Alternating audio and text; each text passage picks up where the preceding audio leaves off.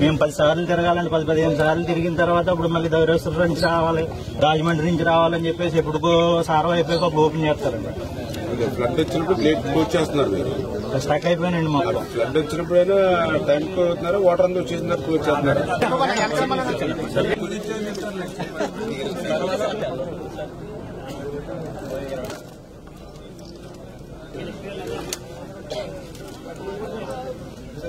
ఎలా ఉందంటే అలా ఉంది.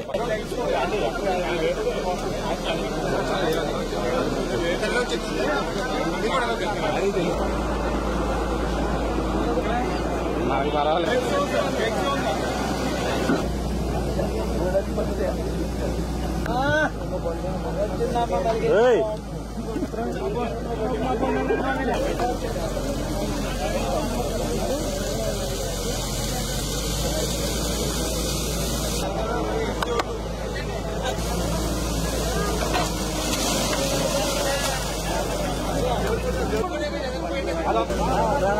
అన్న తీతారు, వదలండి వదలండి, అది అలవాటే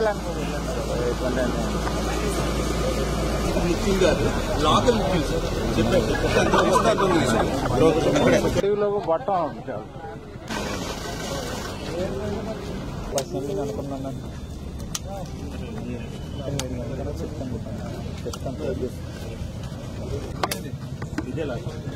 రెండు షట్టర్లు తీసేసి కొత్త పెడతారు. ఈ 2 షట్టర్లు పెడితే సరిపోతుంది. మరి 52 లక్షల రూపాయలకి ఈ రోజు మరి యొక్క గౌరవ నరసాపురం శాసనసభ్యులు మన బొమ్మడి నాయకర్ గారితో, అదేవిధంగా నరసాపురం మన తెలుగుదేశం పార్టీ ఇన్ఛార్జి రామరాజు గారు, అదేవిధంగా మాజీ శాసనసభ్యులు గవర్నర్ బండారు మాధవనాయుడు గారు, అదేవిధంగా తెలుగుదేశం, జనసేన, బీజేపీ కూటమి నాయకులందరితో కూడా ఈ రోజు శంకుస్థాపన చేయడం జరిగింది. మీ అందరికీ తెలుసు, గత 5 సంవత్సరాల వైసీపీ పాలనలో ఏ డ్రైన్ లోనూ గాని, ఏ కెనాల్లో గాని ఒక తట్ట మట్టి తీసినటువంటి పరిస్థితి లేదు. గత 5 సంవత్సరాల వైసీపీ పాలనలో ఏ షట్టర్ గాని, డోర్ గాని, లాక్ గాని, రోప్ గాని మరామతుల మాట నుంచి కనీసం గ్రీజ్ పెట్టి మెయింటెనెన్స్ చేసినటువంటి పరిస్థితి లేదు. దానివల్ల అంటే గత వైసీపీ ప్రభుత్వం చేసినటువంటి పాపాలన్నీ కూడా ఈ రోజు మాకు శాపాలుగా రైతులకు మారినటువంటి పరిస్థితి. దానికి ఉదాహరణ ఇప్పుడు చూశారు మీరు, ఏదైతే ఈ సరిపల్లి డ్రైన్ అంతా వెళ్తూ ఉంటే రైతులు చెప్తూ ఉన్నారు, గత 5-6 సంవత్సరాల నుంచి మొదటి పంట మేము పండించట్లేదు, కేవలం 2వ పంట పండించుకునే గిద్దుడు అన్నం తింటున్నాం తప్ప మొదటి పంట మాకు లేనటువంటి పరిస్థితి అని వాళ్ళు చెప్తూ ఉన్నారంటే కారణం ఏదైతే ఇప్పుడే మీరు చూశారు, షట్టర్స్ మొత్తం తుక్కు పట్టిపోయి లేస్తే పడుకోదు, పడుకుంటే లేగదు. అదేవిధంగా దీని క్రింద మాధవపాలెం స్లూయిస్ ఉన్నాయి, ఆ గేట్లు కూడా గ్రీజ్ పెట్టి మెయింటెనెన్స్ చేసే పరిస్థితి లేక అవి కూడా ఓపెన్ అవుతాయి, క్లోజ్ అవ్వదు, క్లోజ్ అవుతాయి, ఓపెన్ అవ్వదు. ఈ రకంగా ప్రతి చోట ఈ రకమైనటువంటి ఇబ్బంది. ఇంకా డీసిల్టింగ్ అయితే కనీసం తట్ట మట్టి తీయనటువంటి పరిస్థితి ఈ సరిపల్లి డ్రైన్ మేము చూస్తున్నటువంటి పరిస్థితి. ఈ రకంగా ఆంధ్రప్రదేశ్ రాష్ట్రం అంతా కూడా ఇదే రకమైనటువంటి పరిస్థితి అవడం వల్లే ఇరిగేషన్ వ్యవస్థ ఇంత పెద్ద ఎత్తున విధ్వంసానికి గురైనటువంటి పరిస్థితి. అందుకే మళ్లీ ఈ రోజు ఇరిగేషన్ కూడా ఈ యొక్క ప్రభుత్వం పెద్దపీట వేస్తూ మన బడ్జెట్ లో కూడా 18,000 కోట్ల రూపాయలు ఇరిగేషన్ శాఖకి కేటాయింపులు చేయడమే కాకుండా ఆ పనులు కూడా చేస్తూ ఉన్నాం. వెస్ట్ గోదావరి, ఈస్ట్ గోదావరి ఉమ్మడి జిల్లాలు ఇప్పుడు డిపిఆర్ రాడార్ సర్వే ద్వారా డిపిఆర్ తయారు చేసుకుని ప్రతి కెనాలు, ప్రతి డ్రైన్ ని కూడా ప్రక్షాళన చేసేటువంటి విధంగా మరి పర్మనెంట్ గా ఆ మోడరేషన్ కార్యక్రమం చేయాలనే ఆలోచనతో కూడా ముఖ్యమంత్రి గారు ఉన్నారు. ఆ విధంగా రైతులను ఆదుకోవాలనేటువంటి తలంపుతో ఈ ప్రభుత్వం పనిచేస్తుంది. పశ్చిమ గోదావరి జిల్లా చూస్తే మరి ఈవేళ రైతుల దగ్గర ధాన్యం కొనుగోలు చేసింది ఇప్పటి వరకు మరి 7 లక్షల మెట్రిక్ టన్నులు ఇప్పుడు మన జిల్లాలో రైతుల దగ్గర నుంచి ధాన్యం కొనుగోలు చేశాం. 7 లక్షల మెట్రిక్ టన్నులు. ఇంకా 50,000 అదనంగా కూడా టార్గెట్ ఇచ్చాం. ఇక్కడ కూడా ఒక్క రైతు కూడా నా ధాన్యం ఆగింది అనేటువంటి మాట ఉండకూడదనేటువంటి ఆలోచనతోటే మరి రైతు దగ్గర ఉన్నటువంటి ధాన్యం కంటే కూడా అదనంగా కొనుగోలు చేయడానికి ఈవేళ కలెక్టర్లకి, జాయింట్ కలెక్టర్లకి అందరికీ కూడా ఆదేశాలు ఇచ్చినటువంటి పరిస్థితి.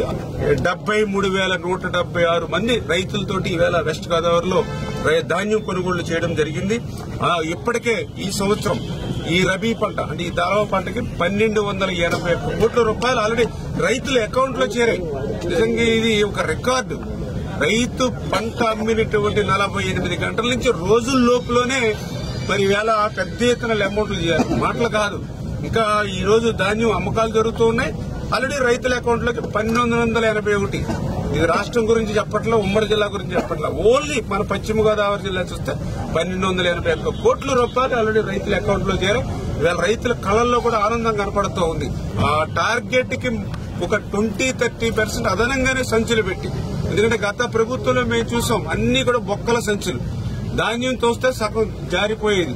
మరి ఈవేళ మళ్లీ నాణ్యమైనటువంటి సంచులు కూడా అవసరాన్ని మించి కూడా ఈవేళ స్టాక్ పెట్టి రైతులకు ఇబ్బంది లేకుండా చేసినటువంటి పరిస్థితి.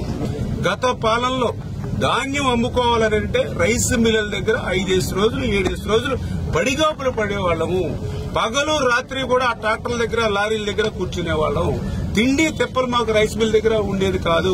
రైస్ మిల్ దగ్గర పడిగాపులు కాసాం, చలిలో ఉరికాము, ఎండలో ఎండిపోయాం, వర్షంలో తడిసిపోయాం. కానీ ఈ రోజు మాకు ఆ తెప్పలు లేవు. మాకు నచ్చినటువంటి మిల్లుకి మాకు ధాన్యం కొనుగోలు అమ్ముకునేటువంటి అవకాశం ఈ రోజు ఈ ప్రభుత్వం వచ్చింది. మా కళ్ళ దగ్గర ఉన్నటువంటి మిల్లుకి మేము తోలుకుంటూ ఉన్నాం. గతంలో అట్లా కాదు. నర్సాపురం ధాన్యం మార్టేరు ధాన్యం, తణుకు ధాన్యం, పాలకొల్లు, ఇట్లా ఇష్టానుసారంగా ఆన్లైన్ లో వాళ్ళకి ఎక్కడ ముడుపులు వస్తే ఆ యొక్క మిల్లర్స్ పంపించేటువంటి పరిస్థితి. ఈ రోజు అటువంటి పరిస్థితి లేదు. ఈ రకంగా ఒక రైతు ప్రభుత్వంగా, ఒక రైతు పక్షపాతి ప్రభుత్వంగా ఈ రోజు ఈ కూటమి ప్రభుత్వం పనిచేస్తున్న విషయాన్ని సందర్భంగా తెలియజేసుకుంటూ, అందుచేత ఈ రోజు ఆ రైతు గురించి, వ్యవసాయం గురించి మాట్లాడేటువంటి అర్హత ఈ జగన్మోహన్ రెడ్డి గాని వైఎస్ఆర్సీపీ పార్టీ నాయకులకు గాని లేదని చెప్పి మీ ద్వారా అందరూ కూడా తెలియజేస్తున్నాం. చూసారు కదండి. మరి ఈ వీడియో కనుక మీకు నచ్చినట్లయితే ఒక లైక్ కొట్టేసి మీ అభిప్రాయాన్ని కూడా కామెంట్ బాక్స్ లో తెలియజేస్తూ ఇలాంటి ఇంట్రెస్టింగ్ అప్డేట్స్ కోసం మా ఛానల్ ని సబ్స్క్రైబ్ చేసుకోండి.